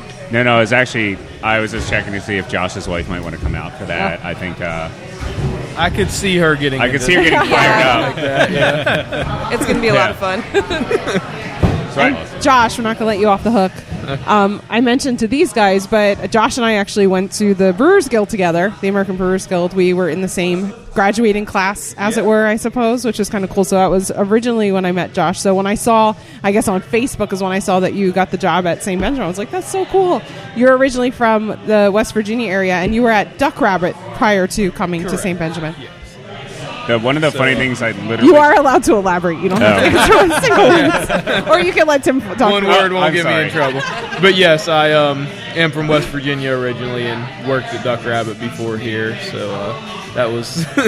my start in the beer industry was Duck Rabbit. And then, Tim posted an ad on Pro Brewer and kind of here I am. So did you move to this area for this job? Or you? Yeah. Oh, really? Oh, that's wow. Cool. Wow. Yeah, nice. we were thrilled to have... I mean, I couldn't even believe it. Josh drove up from North Carolina for his interview and then drove back for his shift the next day. Oh, Josh. And we were all like, well, he's really good, so we're hiring him. Cool. Glad to be here. Cool. I have to ask, though, living in North Carolina, living in West Virginia, how was your initial reaction to the Philly beer scene when you moved here? It was pretty much what I'd expected. Yeah. I mean, nothing. You knew what you were coming into. I wasn't too surprised, I guess it was a little bit more of a beer scene than I really realized, but it wasn't that much of a culture shock. Yeah. Right. Had you ever been to Philly before that? Yeah, I had. My wife lived here when she was a kid, so Okay. that was one of the reasons. So she kind of wanted to come back, and we'd visited a couple times, but I hadn't been here that much. Isn't that why we all come to Philly? Family and beer. Right? Josh, one of the things I realized, like Andrew and I joke, like we see flights of beer come out here, and we're like, we make so much pale beer. We're like, wow, we can't even tell which beer people are getting. All these pale beers. And you used to work for a brewery that like everything was a dark beer. Yeah. Like it's literally the opposite now. Like almost everything we make is a pale beer. Yeah, I definitely fit in a little bit better here. The styles I prefer. That's awesome. You weren't a big milk stout guy?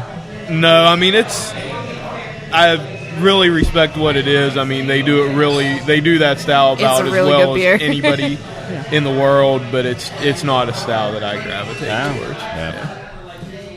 I feel like that was the right answer. I think so. You don't have to blow smoke. You could just say you love stout. It'd be cool. This is actually your quarterly review. That's Broadcasted to the entire internet. Yep.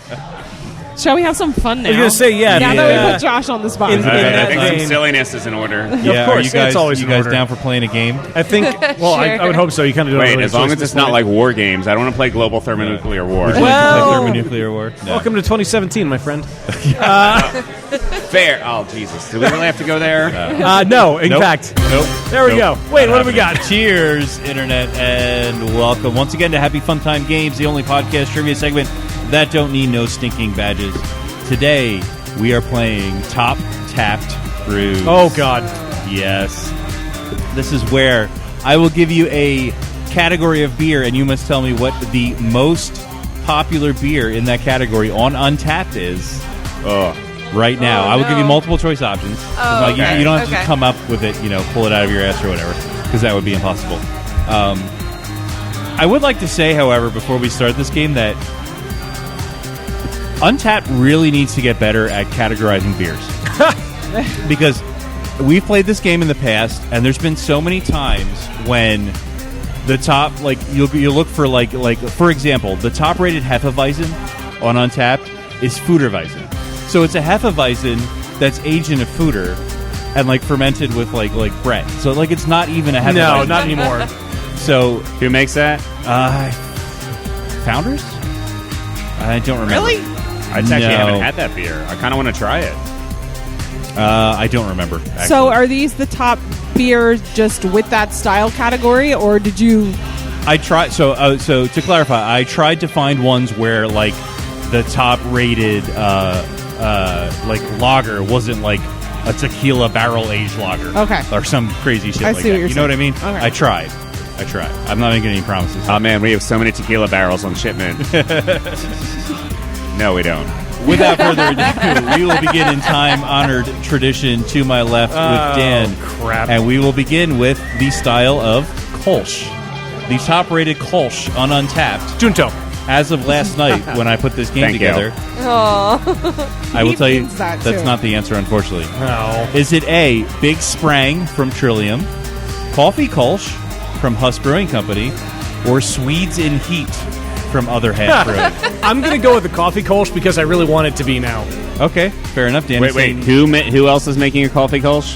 Everybody now, but specifically Huss Brewing Company. Wait, who? Where are they from? Huss? Huss. Oh, Huss. Is I've from never heard of them. Arizona. Oh. There's very little good that happens there. Sorry, Arizona. All right, man. My idea really got ripped off in the past 6 years. They have blue meth. That's New Mexico. That's New Well, I Mexico. mean, it got distributed there. Yeah. Are you talking about blue meth being distributed? What? Yeah. Breaking Bad. Oh. Made with Yeah, Huss Brewing Company's head brewer is Heisenberg. yeah. It's made with locally roasted cold pressed coffee And blue And meth. meth. and methamphetamine. And blue meth. This Anyway. game is starting off so well. Tim, your What do you mean? answer. This is normally how your game. This is normally how this goes. That's true. That's about right. Yeah. All right. Yes. Big Sprang Trillium, Coffee Kolsch Huss, or Swedes in Heat Other Half. I'm gonna do other half. You're gonna say the Swedes in Heat from Other Half. Yeah. Okay. Saying answer C. Josh, what do you think?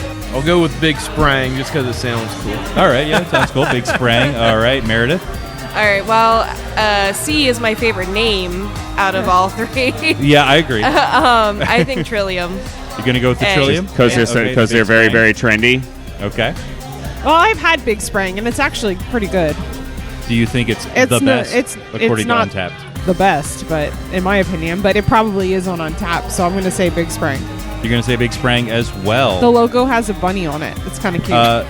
Despite all odds, the only one who was correct was Dan. Wow. It is. I feel like Tim's going to flip Wait, the table no, right no. now. Can we please bring my sales manager over here and tell him this? I think Anthony needs to hear this. Does he need to know about this? He needs to know about this. However, we're I will. tearing him away from his citywide. While Anthony is making his way to He'll the deal. table, I will say that once again, even though your coffee Kolsch is obviously amazing and we love it, and it was one of the first, this is once again a top-rated Kolsch that isn't just a Kolsch; it's a coffee Kolsch. So on Untappd, it has to be something Guess what the plus top-rated for it to Kolsch actually on Untappd get to is? the top of the list. Anthony is now being delivered the depressing news. It's a look of utter disbelief and amusement at the same time. Yes. We've been discussing this a lot lately. Can we get that somehow, like, printed somewhere? It's on Untappd. You could screen cap it unless it's changed since last night. I have it in my notes if that counts. I'll find it on Untappd. Email it to me, please. It's on Google Drive. It's in the cloud. You have his email address. He gave it on the air. He also wrote it on the table. 1,000%, thank you. So yes, it is the Coffee Kolsch. Wow. Coffee with a K from Huss Brewing Company. Oh, coffee. We used to call ours coffee with a no. K, and then we came up with a way cooler name with, by the way, an amazing can label. It is It's from really nice. Tempe, Arizona. The coffee is caramel and hazelnut flavored, which is kind of like, Come on. Unnecessary. See, I honestly Yes. thought I was just throwing that one away too. That's the worst part. yeah. So people liked it on Untappd. Obviously, there were some comments. Emma A. said, holy coffee taste. JD said it was so good I finished it before I could take a pick. So people are enjoying darn. it. I actually picked Kolsch as one of the categories today because of your coffee Kolsch, and I was like, oh, we should do that. And then I saw another coffee Kolsch as the top, and I was like, this is scandalous, and it needs to be broken on the internet right now. Everybody needs to know. So It was funny being in Germany. Like if you get outside of Cologne, no one in Germany respects Kolsch. Wow. Really? They all think it's just like they just think it's like light beer. They're like, oh, that watered down Kolsch. It's an ale and it's really light. And I'm like, are you guys crazy? This beer's amazing. Like, I had like probably 15 different Kolsch's in Cologne, and like everyone was totally different. Like they were all very unique. Speaking of, Tim is going to guess first on this one, and the next category is American Light Lager. What was seriously the top-rated American Light Lager on Untappd? Was it Ginger Gaiden from Bottle Logic? Wait, Ginger Gaiden from who? Bottle Logic. Okay. Hashtag Beer from Farm Creek Brewing Company, or Shower Beer from Fieldwork Brewing Company. Did you really just like have a random word generator for this category? No, but I have done that before. Ginger Gaiden, hashtag beer. I'm going to go with shower beer. Shower beer, all right. Just because I have no clue about any. I've never heard of any of these breweries at all. Fair enough. Bottle Logic is in Anaheim. I've never heard of the other two. To be fair, Bottle Logic is the only one I have ever heard of as well. They make good beer. Josh, what do you think? I will go with hashtag beer. Hashtag beer says Josh Meredith. All right, shower beer is the best name, so I'm going with that one. I like your strategy. Steph. I think I'm going to go shower beer too. Shower beer as well. Lots of love for shower beer, finally, Dan. Not only is shower beer a great name, it is a great activity. I'm going shower beer. Shower beer. Everybody but Josh saying shower beer. Everybody but Josh. Until you realize you can correct. also sometimes have a shower Manhattan. Oh, I have not done that. That's not a bad idea. Oh. Not a bad On the idea. rocks. Obviously, not up. Fieldwork Brewing Company, who makes shower beer, is from Berkeley, California. If you ever wondered why beer tastes and smells so amazing in the shower, there is a reason. Water molecules activate receptors in the nasal passages, allowing the faintest of smells to attach to the receptors in the mucous membrane. Pretty amazing, right? But it's a light lager. It is a light lager. The brewers at Fieldwork discovered this information while Googling why certain gases smell worse in the shower. What? But the concept Why do you applies Google that? to beer as to Google that. well. Not even touching that one. Wow. Some people have too much time on their hands. That is true. To be fair, some of the comments on Untappd were not very gracious. Emily M. was not a fan and just said no. Wolf, who just seems like he's kind of a dick because his name's Wolf, but he said not bad for beer-flavored water. And Paul R., and I have no idea what this means, said this cryptic comment: Bob is a fire spirit. So are we both. Both creatures of fire, Bob and I.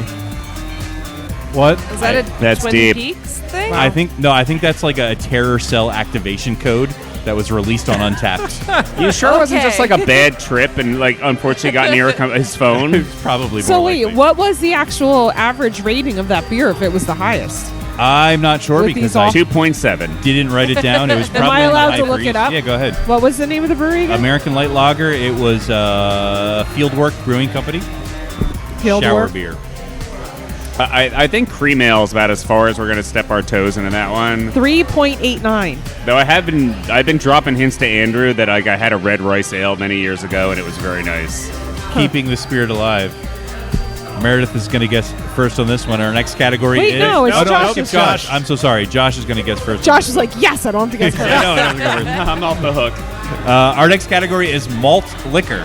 Oh, come on. Is it DKML from Founders, Beatbox Samurai from Tow Yard Brewing Company, or Save Ferris from Against the Grain? Save Ferris. Saying Save Ferris. All right, Meredith, what do you think? Oh man. Well, I have a list of things that I need to find now. I'm gonna go Founders. Gonna go A, DKML. Steph, what do you think? Didn't that just come out? The I don't know. Founders one? You're not That's allowed to pretty look new, this, right? You're not allowed to look any of these up until no, this I'm question's still over. checking in that beer. Oh, okay. I'm going to do the Ferris one just because I like Say the name. Ferris. All right. And it's the one I remember. C. Dan, what do you think? I'll go Founders.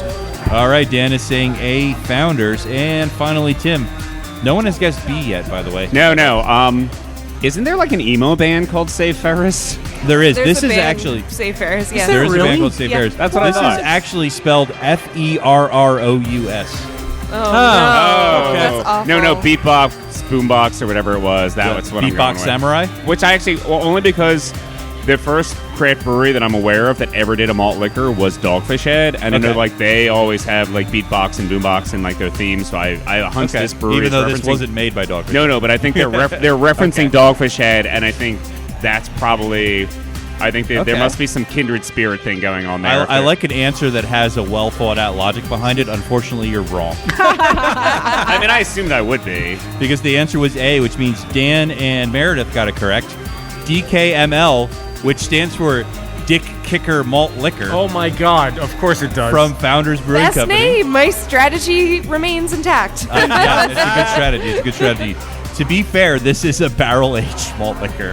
And Oh, shit. it's 14% ABV. Maybe you should have thrown some specs at us. So I broke my rule a little bit on this one, but I had to include it. So they call it the finest malt liquor worthy of a glass. They put it in a barrel. What else can I say? Ben W. said malt liquor for the win. Megan D. said it was unpleasant. We do also have our 40 bottles with twist off caps on order too. There you go. And Nice. continuing my favorite obscure comments, John S. said, Great Odin's Raven. Heat, corn, and wood. Wow. Moving no. on. And Meredith is actually going to guess Yay. first on this one. And this category is California Common. Okay. Is it East Coast Common from Smutty Nose, Giant Killer from Scorched Earth Brewing, or Danker's Team from Cellar Maker? Let's see.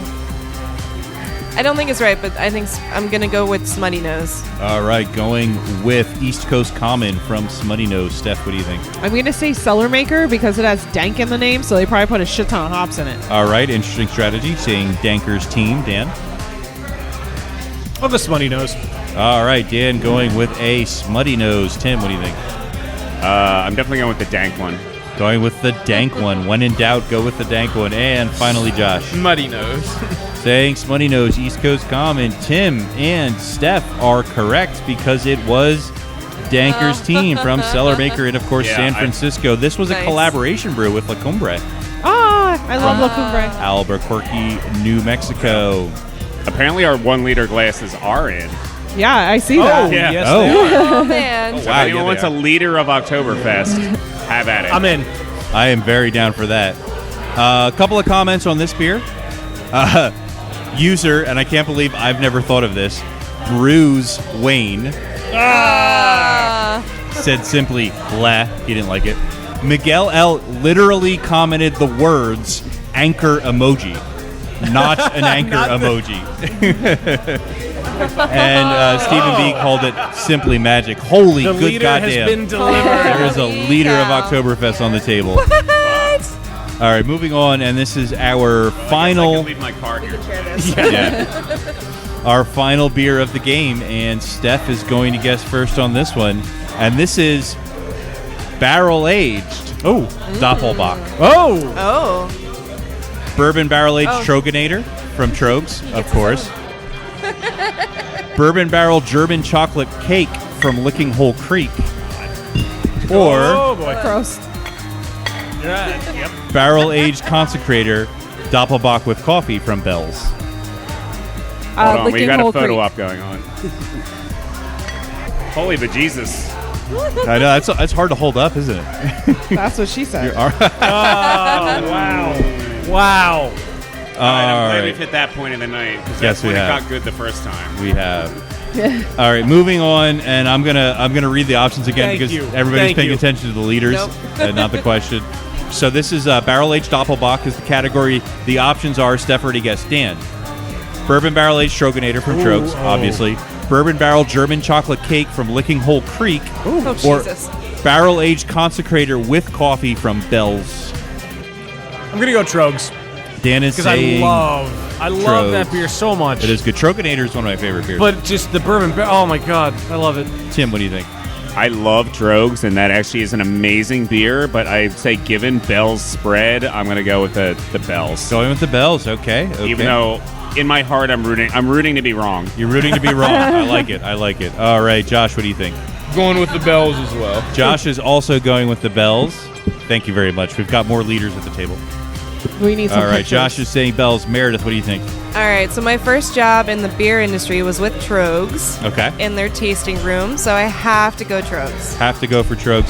You're going to forgive me while I take a sip. I'm going to pause Well, for a I think moment. we need a group Prost. Rich is going to take one. Prost, yeah. Oh yeah, Oh, It's a boy. workout. it really is. I can't hold this up for very long.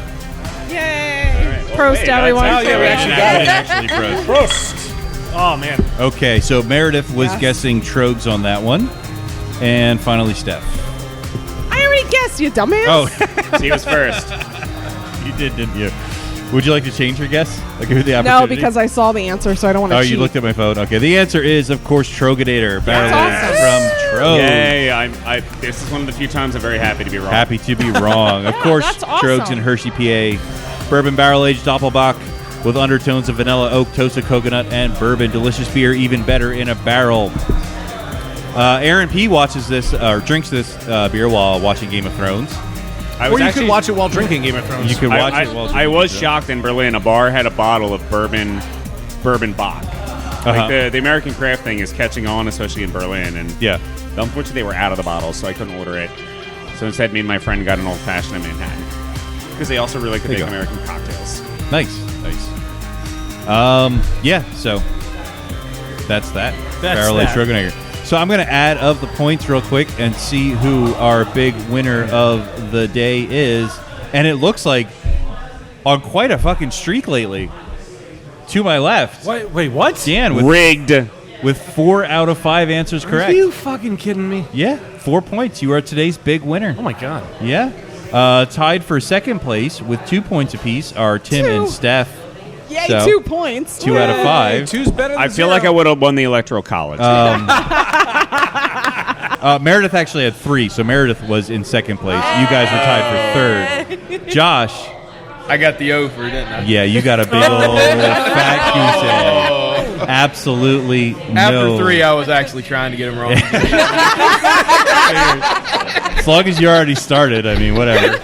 Might as well. He wanted to go first. There you go. So we have more to do, but before we do, this is the part of the show where we shout out to our most generous patrons on Patreon. People who keep the podcast alive, like Wolfgang Von Colt, Victoria Miles, Ron McDonald, Oakbrook Brewing Company, Marilyn Engelman, Josh Price, the one and only That's No Baloney, Joe Mansell, and Jen McDonald. If you want to find out how you can support the podcast, get your name read on the air, and other cool perks, you can go to patreon.com/beerbusters to learn more. And definitely do that. But Wayne, you're right. We really have racked up a hell of a tab over the years. I mean, we keep drinking liters like this, man. I know. Ein Maß of beer. How do you say? Is it Ein Maß? What's of? Is it just Ein Maß beer? Ein Maß to Do beer? Beer. Ein Maß du Are we beer? mixing German and French? I think like we Saint are. Benjamin? Well, yeah, that seems to be the Anyway, trend. why don't we pay That's our tab? perfect. But yes, let's pay the tab. Let's settle our tab. Say, Yvonne, remember when I said I'd have to send away to NASA to calculate your bar tab? Oh, yeah. We all had a good laugh, Mo. The results came back today. You owe me $70 billion. This episode of Beer Busters is brought to you in part by Vinyl Me Please. Vinyl Me Please is a Record of the Month club. It is the best damn record club, in fact. Every month, VMP features one album that is essential to the modern vinyl collection and sends it to thousands of members worldwide. Artists include Betty Davis, Kevin Morby, Fiona Apple, Beck, Gorillaz, and I myself am the proud owner of a special marble copy of Weezer's Pinkerton, thanks to Vinyl Me Please. Which is a good album. Which is a great album. Each record is pressed exclusively for VMP members with features you can't get anywhere else. Things like bonus tracks, inserts, colored variants, and comes packed with a 12x12 album-inspired art print and a custom cocktail pairing recipe. And they know that trusting someone else to curate your record collection can be pretty scary. And of course, you've had your whole life to fine-tune your taste, and they certainly don't want to get in the way. That's why they feature swaps, where you can exchange a featured record with one from the VMP archives or a limited set of store titles. That way, even though you're trying new things, you won't be forced to take a title you already have or know in advance that isn't right for you. There's no contracts, no strings, no guilt trips, no fees, and you get top-shelf customer service to make sure you get the answers and help you need as soon as humanly possible. So if you want to sign up for VMP, which you will not regret, head over to joinvmp.com/beerbusters to sign up today. That is joinvmp.com/beerbusters. This episode is also brought to you in part by Casper. Casper is an online retailer of premium mattresses for a fraction of the price. Obsessively engineered mattresses at shockingly fair prices. Start sleeping better today. You can try Casper for free for 100 days with free shipping and painless returns. To get $50 towards any mattress purchase, you can visit CasperTrial.com/beerbusters and enter the promo code 50SLEEP. Try Casper for 100 days. $50 towards any mattress purchase for Beer Busters listeners by visiting CasperTrial.com/beerbusters and use the promo code 50SLEEP. Terms and conditions apply. No. Better find another game. Know your beers. Steph, what do we got? We can pretend it's a game. Yeah, let's pretend it's a game. So I will admit this was very last minute because I literally pulled in the driveway from Florida at midnight this morning. So I was like, shit, I got to prepare a Know Your Beer segment. But I went on to our favorite website, buio.com. And anyone that listens to the podcast knows that I'm obsessed with Pilsners. Well, even if you just listened to this episode, you got that as well. But I was excited while reading the most current issue of BYO magazine that Gordon Strong did an article on the New Zealand Pilsner. Interesting. I know. I didn't even know this was a thing. This style is largely defined by the original, which was created at Emerson's Brewery in the mid-1990s. New Zealand Pilsner has expanded in character as the varieties of New Zealand hops have expanded in number and popularity as well. So Strong recently created a proposed draft for a New Zealand Pilsner for the BJCP style guidelines, because as of this point, it's not on there. So I'm going to summarize for you what his proposal is. So overall, a New Zealand Pils is a pale, dry, golden-colored, cleanly fermented beer showcasing the characteristic tropical, citrusy, fruity, grassy New Zealand-type hops. Medium body, soft mouthfeel, and smooth palate finishes with a neutral to bready malt base to provide the support for the very drinkable, refreshing, hop-forward beer. So let's go through the characteristics. Aroma would be characterized as medium to high hop aroma, reflective of modern New World hop varieties, often showing tropical fruit, citrus like lime and white grapefruit, gooseberry, honeydew melon with a light green bell pepper or grassy aspect, and the malt supports with a neutral to bready, crackery quality. The hop aromatics, I found interesting, often have a similar quality to many of New Zealand Sauvignon Blanc wines, with tropical fruit, grassy melon, and lime aromatics, often brewed as a hybrid style to New Zealand using a neutral ale yeast at cooler temperatures. The appearance, of course, is straw to deep gold color, but most examples are yellow gold and generally quite clear to brilliant clarity, creamy, long-lasting white head. Flavor is medium to high hop bitterness, cleanly bitter, not harsh, and most prominent in the balance and lasting into the aftertaste. Hop flavor offers similar characteristics as the aroma with a grainy, sweet, bready, or crackery malt flavor. Mouthfeel, medium to medium light body, medium to medium high carbonation. Smoothness, Dan, is the most prominent impression. Never harsh or astringent. Some commercial examples, none of which I'm familiar with, which I assume most of these are from New Zealand. Croucher New Zealand Pils, Emerson's Pilsner, which we mentioned earlier, Liberty Halo Pilsner, Panhead Port Road Pilsner, Sawmill Pilsner, and Tuatara Mott Eureka. To learn more about the New Zealand Pilsner and for a New Zealand Pilsner homebrew recipe, check out BYO.com. And of course, for your free copy of BYO Magazine, click on the red banner on BeerbustersPodcast.com. Click those ads, people. Click on. Pay those but bills. You don't have a New Zealand Pilsner per se, but your Keller Pils uses New Zealand hops, correct? Yeah, New Zealand and America. Yeah, I think we kind of nailed it. We're already ahead of the curve. I know, right? We made a New Zealand Pilsner. Well, because I was trying to do some research to see if there was an American craft brewery that was making one of these, and then I was sitting here eating dinner before we started recording, and I was like, wait, their Keller Pils kind of follows this a little bit. Yeah. So maybe it's not defined as a New Zealand But I guess the Only because we didn't know. If we could hype that up, then we totally would have. There you go. There you go. We still can. Fair. With all 3 sixtels that are left. Hey, we have to brew it again. Yeah, brew it again. Just have to brew it Just again. use all New Zealand hops.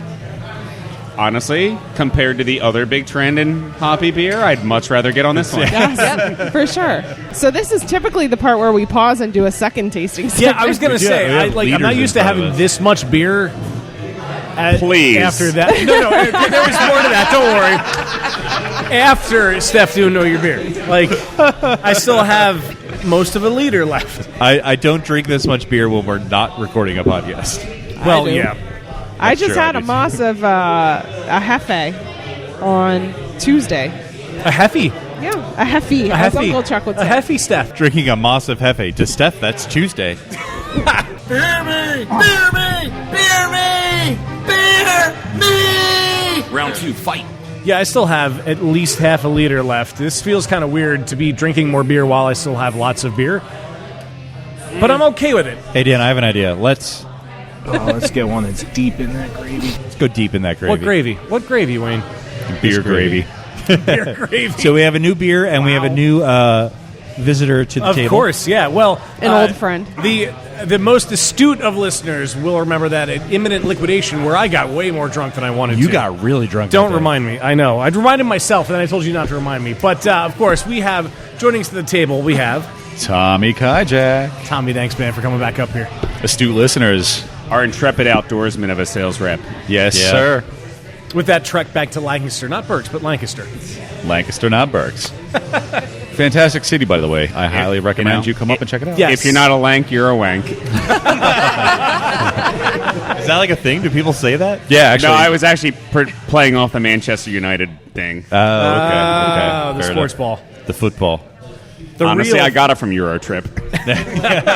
What are we drinking Yes, besides our what leaders? beer has shown up besides Leaders. the Moss? Yard Arm. Yard Arm. I almost ordered this earlier, and then I didn't because I knew we were going to have it at some point on the show. You knew you'd get it for free. Well,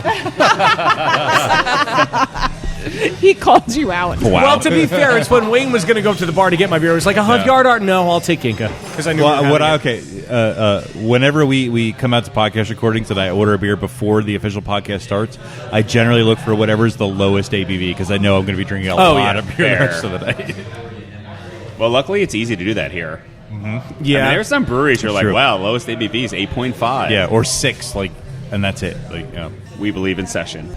so I tell believe in us such. a little bit about Yard Arm. Yeah. I think that They the both look at Meredith. The brewer is the one who's going to have to talk the most Staring about at this. the brewer. All right. Yep. So this was the creation from Andrew. He's a genius. So he harvested yeast from an apple orchard and created this cool yeast to ferment it with, and then it's also fermented with Brett. It's barrel aged for a very long time and then blended back in together to make this beautiful, beautiful, tart, funky, cool beer. What do you guys think? It's really good. I like Yes. that it's like it's pretty smooth and not like super like acidic, but still funky and tart. So the base beer, unlike a lot of sort of like Brett sour funk experiments, instead of going with a clean yeast, this is actually done with a saison yeast. Yeah. First. So that's the Right, yeast that okay, he yeah. harvested. That adds this extra weird spiciness to it. But I will admit, I drink this beer and it's really clean.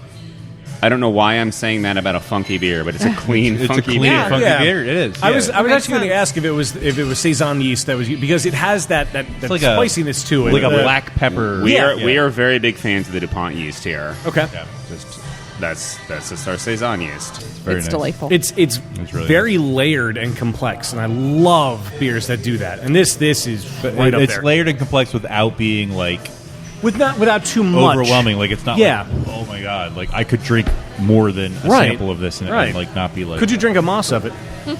I don't might think be I could pushing drink a little Moss far. of this. Yeah, I might be pushing a little A far. goblet, maybe. We have large format bottles. Tulips. We available do for you. tulips of Tulips. I can do tulip. Yeah, this is a beer that can age very beautifully. So you can drink it now or drink it in a year, and it's going to be just Yeah. more and more complex as it ages. Yeah, no, I mean, obviously, we are huge supporters of anyone who wants to open up a brewery in Philadelphia, which is Yeah. why, we're like, all right, if we can help you out, if we have the capacity to ferment something, or at least brew it, and you can take it to your facility and ferment it, we'll talk. Nice. Like fermentary form. Yes. which has been a really great relationship. And I can't wait to watch that blossom as his brewery grows and as he finally gets a tasting room, and then there'll be this synergy. But, I mean, we work with everyone. I mean, we talk to everyone. We're down the street all the someone from this brewery is down the street all the time at Evil Genius. I was debating. Should we mention that? Should we not? No. Obviously, we should mention it. They're our neighbors. They're our friends. We love Evil Genius. Absolutely. Always Some have, of us a always little will. too much. Yeah. And believe it or not, I don't mean you. I mean me. No, he definitely means him. Yeah. No, I mean I think we're very complimentary too, because it's a very different experience at each establishment. It's a different vibe. So Yeah, definitely a different vibe. It's not even like we're really directly competing. So it's just you want you get one thing over there, you get a different thing over here. It depends on your mood and what you want to drink. Well, and there's a large part of the craft beer drinking population that likes to go and brewery hop. So I think it actually helps when you have, especially a few really good craft breweries near each other, like Saint Ben and Evil Have you Genius. seen our map of the area? Oh, I can only, and every time I come, it grows even more. Especially if you include all the great beer bars and bottle shops. Oh in the no, area, too. we actually publish a map of all the alcohol producers within walking distance of here, and it's a list of about 12 between the breweries, the distilleries, and now the cideries. It's a lot. This is everything you can walk to. This is going to sound like a terrible way to say that I saw that, but it's hanging up in the bathroom, and I noticed that while I was. I saw it when I was in there. I took a picture of it. Actually, It's on my phone. We can get you flyers when you. You don't have to go to the bathroom What's so to cool look though at is that in what other industry does somebody say, "Here's a map to all my competitors. Please go visit them." That's why I love this industry. and I that's used to be so in cool. tech, and this is way cooler. Yeah. I want the people who come in here to know what Yards and Philly Brewing and Evil Genius, Well, especially now and that- the Chamonix and everyone else tastes like. Because Yeah. at the end of the day, yes, I would prefer. I want them to prefer our beer, but we're different, and the only we're gonna everyone's around us. We have all the we can't copy anyone because why would you just copy Yards? We already have a Yards.